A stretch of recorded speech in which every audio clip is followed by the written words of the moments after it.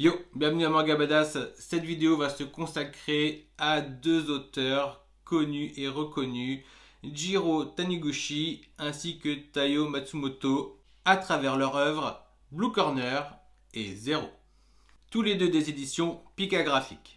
Nous parlons de deux auteurs connus et reconnus dans l'entre-deux-mondes de la BD et du manga.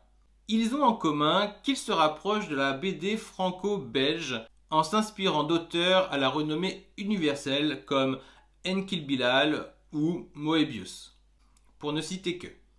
Jiro Taniguchi, qui est hélas décédé en 2017, est principalement connu pour L'homme qui marche, ainsi que par Le journal de mon père. C'est ce titre qui lui a ouvert en grand les portes du marché français, mais c'est véritablement avec Le quartier lointain qu'il a connu son plus grand succès. Il a même eu le droit à une adaptation cinématographique française de son titre Quartier lointain. Il y a également sa série Le sommet des dieux qui traite de l'alpinisme. C'est d'ailleurs un thème assez récurrent chez lui et je pense que c'est une œuvre très importante pour lui, tout comme a dû l'être Le temps de Botchan, qui traite des écrivains d'un autre temps. Je ne vais pas m'attarder sur toutes ces œuvres à succès qui ont été éditées, puis rééditées au fur et à mesure de son succès, et aux nouvelles normes des éditeurs français qui se sont adaptés aux éditeurs japonais, c'est-à-dire au sens de lecture, avec des formats plus ou moins intégral, voilà, des nouvelles couvertures. Je pourrais vous citer tous les gourmets solitaires, Le promeneur, L'homme qui marche, Un zoo en hiver, Une année douce, Elle s'appelait Tomiji, Les gardiens du Louvre, L'orme de cause, Terre de rêve. Enfin voilà, il y a énormément d'œuvres avec plus ou moins de succès. En tout cas, il faut savoir que c'est véritablement l'auteur de manga préféré des Français, quoi. Certainement par rapport à son style plus adulte, plus européen, je ne sais pas. C'est une période où ses œuvres sont très axées à ce qui est proche de la nature et à l'humanisme, voilà. Mais avant tout ça, il était également connu avec des œuvres comme Blanco, un peu plus violentes avec de l'aventure, avec Seton où il traite plus du Far West, avec Casinocho, le livre du vent où il traite du samouraï, et surtout, et c'est là que ça nous intéresse plus particulièrement, avec un thème sur le combat comme Garuden, où vraiment on a le droit à des combattants, avec certes un style un peu vieillot, mais vraiment très efficace. Et nous, ce qui nous intéresse particulièrement, c'est Blue Corner, dont d'ailleurs le scénariste est autre que l'auteur de Old Boy, pour ceux qui connaissent. Car comme vous pouvez le deviner, ce manga traite de la boxe avec un style à part, avec une ambiance très américaine, dans une ère post-Mohamed Ali, un peu polar noir, un peu à la Raging Bull. Enfin, je sais pas si vous voyez un peu le genre, avec un héros torturé qui ne parle pratiquement pas, mais qui cogne fort et qui a un sérieux penchant pour l'alcoolisme. Pour ma part, j'ai l'impression de voir un Golgoth très énigmatique, mystérieux, avec un charisme et un fort sexapile qui attise l'intérêt des femmes, mais surtout un personnage torturé et fort. Alors comme ça, je vends du rêve et pour vous dire la vérité, à ma première lecture, j'ai beaucoup aimé. J'ai vraiment beaucoup aimé Blue Corner. Par contre, à ma seconde lecture, donc à celle que j'ai faite pour préparer cette vidéo, je suis finalement plus mesuré.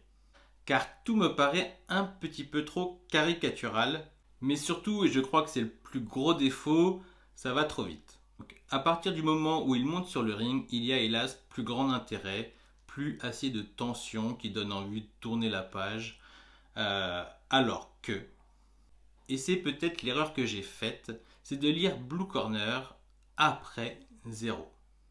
Car si on se plaît à les comparer, à les classer par paire dans sa bibliothèque, sa mangathèque, parce que c'est le même format, la même maison d'édition, parce que les auteurs ont pas mal de choses en commun, parce que c'est des œuvres de jeunesse, parce que ça traite du même thème, la boxe. Et comme je vous l'ai déjà dit, oui, ils ont beaucoup de choses en commun.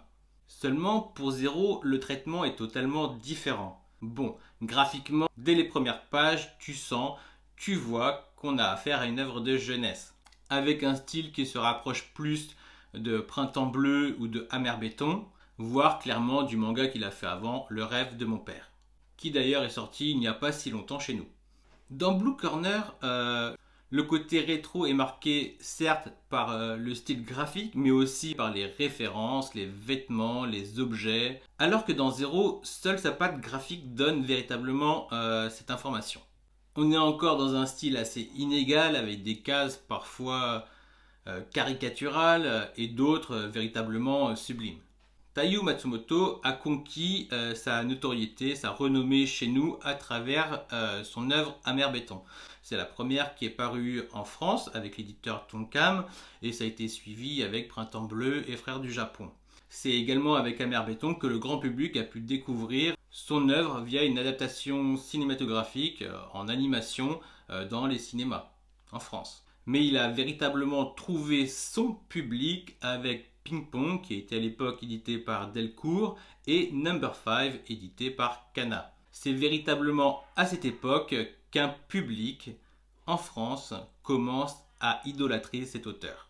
Tellement sa patte artistique est prononcée, avec ces deux œuvres qui sont véritablement deux chefs-d'œuvre.